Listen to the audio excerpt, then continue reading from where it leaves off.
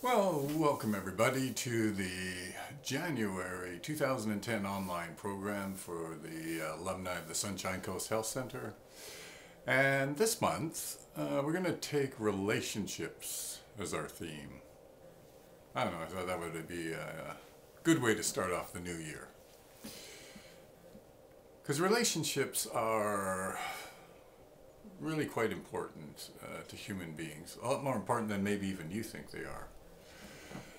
I was at a conference last year, and this very famous fellow by the name of Roy Baumeister was talking about relationships. And he was making this point that the reason that human infants take so long to develop, years that you have to take care of them, more than any other animal we know in the animal kingdom, is that growing brain they have is figuring out how to fit in society. That's actually why it's taken so much time.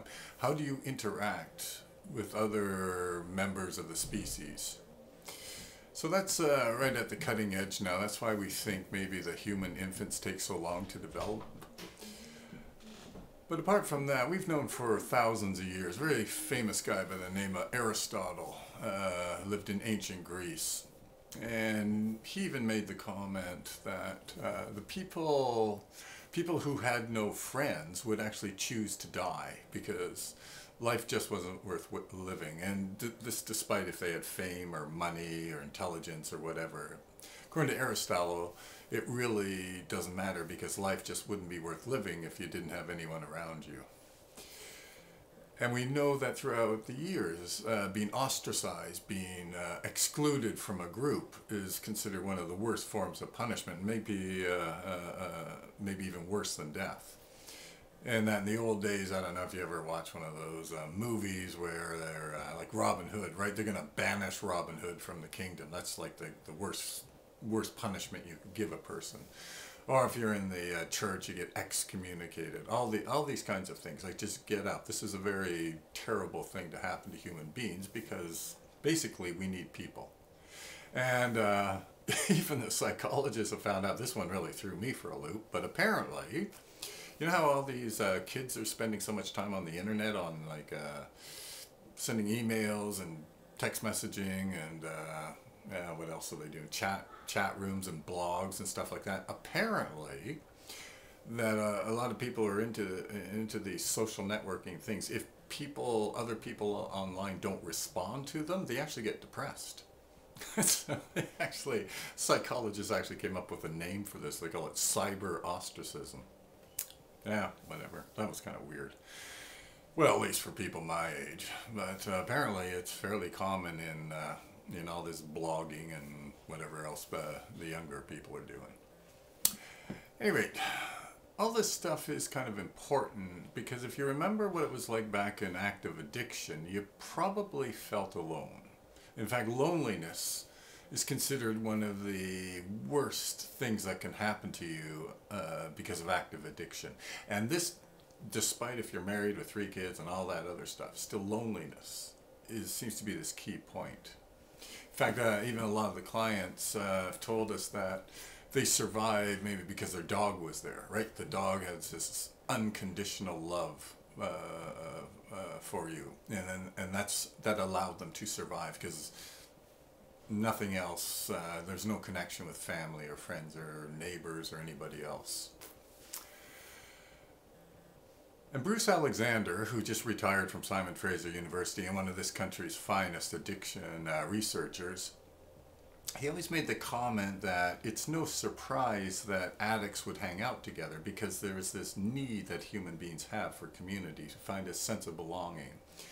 So it made perfect sense that they would hang out together because it was just too difficult to be alone. Now, it's not a perfect solution, obviously, because people are probably going to rip you off and all that other stuff. But still, if the option is to be alone, no, you got to hang out with people. So you hang out with people doing the same thing that you're doing. And this is just this human need. And some people say we're, like Roy Baumeister, right, would say from birth we're hardwired. Our brains are actually made to be around people. In fact, one of the things that we now know from psychology is that I can tell how connected you are by what your self-esteem is. Because one of the things we've learned is that self-esteem is directly related to your connection with other people. So if you have really low self-esteem, what that tells us is that you don't have good connection with family, friends, neighbors, community. If you have good self-esteem, it's because you do have a good connection. And we know this because human beings have this need to have other people pay attention to them, to support them, to validate them. I mean, it's just one of those properties of being human. So this is pretty important stuff. So at any rate, that's an interesting thing. So all people with low self-esteem, they don't have much of a connection. People with self-esteem, they have lots of connection. Right? At any rate, have you ever wondered why we have like group therapy and why you live, why when you were at Sunshine Coast Health Center that you were part of a community? So this wasn't outpatient treatment. It wasn't one-on-one therapy. All of this is designed to help you deal with the addiction, because one of the things that I'm hoping you've discovered in your time here is that you need to reconnect with people around you, right? That's my picture of Harry in the bubble, right? He's just sort of wandering alone in the universe. And so part of his job in recovery is to break out of the bubble by connecting. And we're hoping that you got this experience of connecting with other people here, whether it was your roommate or just the guys hanging around. I mean, all of this is so fundamental to what we do here. And even in group therapy, along the lines of, you know, for your self-esteem, you need this connection, this support from other people. This is one of the key therapeutic reasons why we would have group therapy at Sunshine Coast, is that it is through these people that you will actually feel better about yourself, even if some of them are acting like jerks. But it's forming that connection to the group that is an essential piece to the recovery puzzle. And there are some people, like probably the guru of group therapy, a guy in California by the name of Irvin Yalom, and he actually makes the point that you cannot even figure out who you are as a person unless you're getting feedback from the outside. And you will actually make sense of yourself according to how other people see you and how they treat you. As weird as that may sound to you, but it's actually, we now know that to be true, is that who I am as a person depends directly on how I think that other people are treating me and seeing me. So group therapy, according to Irvin Yalom, is probably the best way to become self-aware, is because you need the group. You need all the feedback from the people to understand who you are as a person. Yeah?